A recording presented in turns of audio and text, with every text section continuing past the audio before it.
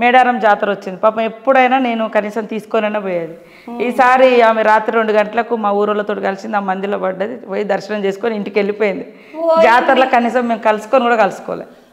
సీతక్క వాళ్ళ అమ్మ మా సమ్మక్క మా తల్లి సమ్మక్క తల్లి సీతక్క చెప్పకుండానే సమ్మక్కను చూసి దర్శనం ఆ సమ్మక్కని దర్శనం చేసుకున్నది నన్ను కలుసుకోలే మేమిద్దరం కలుసుకోలే అసలు జాతర ఫస్ట్ టైం మేమిద్దరం కలుసుకోకుండా జాతర దేవుడిని ఆమె దర్శనం చేసుకొని పోయింది నాకు తెలిసిన కాడ నుంచి జనరల్గా ఎప్పుడన్నా తీసుకొని పోవడము ఆ లైన్లలోనన్నా నేను పక్కన ఉండేది కానీ మొన్న రాత్రి 3 గంటలకు ఆమె అందరు పోతారు ఇక నా బిడ్డతో నాకు కుదరదు అన్నది పోయింది ఆమె చేసుకొని పోయింది బాధ అనిపించింది తర్వాత తెలిసింది ఆల్రెడీ రాత్రి దర్శనం చేసుకుని వెళ్ళిపోయింది ఇట్లా అయిపోయింది సీతక్క వాళ్ళ అమ్మ సీతక్క కంటూ హుషారు అక్క నువ్వే నిమ్మలంగా నిలబడతావేమో కానీ అమ్మ ఉరుకుతుంది కాదా అక్క ఇప్పుడు నేను ఒక మామూలు సేంద్రవన్ ఊళ్ళకేంచి వచ్చిన ఒక పారి అక్కడ సచివాలయం కొత్తగా కట్టిండ్రు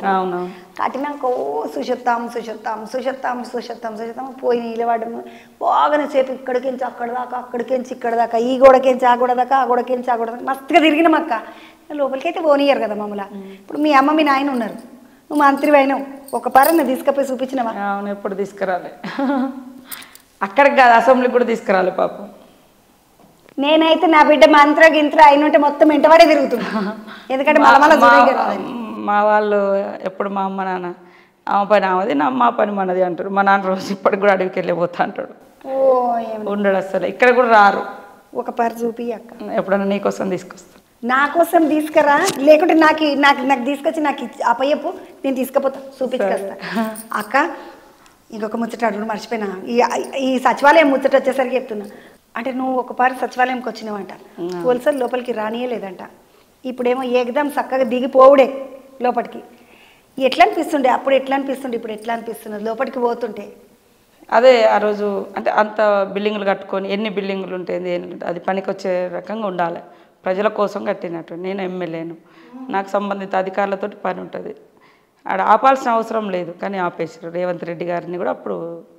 ఆపేసారు ఫస్ట్ ఆయనది సెకండ్ నాది అయింది సెక్రటేరియలో ఎంటర్ కాకుండా ఫస్ట్ ఇప్పటి సీఎం రేవంత్ రెడ్డి గారు కూడా అరెస్ట్ చేయబడ్డాడు ఆపబడ్డాడు ఆ తర్వాత కొన్నాళ్ళకి నాది కూడా ఆపారు సరే ఇప్పుడు ఎవరైనా లోపలికి ప్రవేశం ఉంది ఎందుకంటే పబ్లిక్ కోసం కదా పబ్లిక్ సంబంధించినటువంటి సమస్యలను పరిష్కరించే సచివాలయము ఫైల్స్ చూసేది కాబట్టి అవకాశం ఇవ్వాలి కాకపోతే నార్మల్గా చెక్కింగ్ చేసుకోవచ్చు మీరు ఏదైనా సెక్యూరిటీ పర్పస్లో ఏదైనా ఉంటే చెక్ చేసుకోవచ్చు కానీ మొత్తం ఎమ్మెల్యేని కూడా రానియకుండా అది